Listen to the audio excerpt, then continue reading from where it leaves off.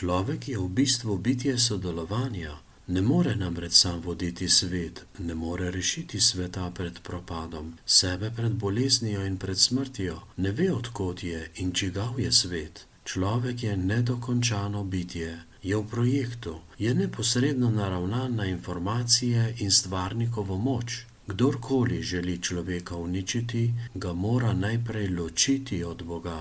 V tem lahko odkrijemo zlo raznih ideoloških sistemov, ateistične mentalitete in liberalne demokracije, katerih cilj je onemogočiti človekov sodelujoči odnos z Bogom. To pomeni, da ti sistemi in ljudje lahko svobodno manipulirajo s človekom. Bog je človekova zaščita in njegova gotovost. Človekove pravice so možne samo z Bogom. Zato se liberalna mentaliteta trdovratno bori proti cerkvi, da bi človeka ločila od posredovanja z Bogom. Samo v Bogu je naš mir. V Bogu je naša moč, zato se je človek sposoben boriti za zvestobo Bogu do smrti. Od tod toliko mučencev v cerkvi.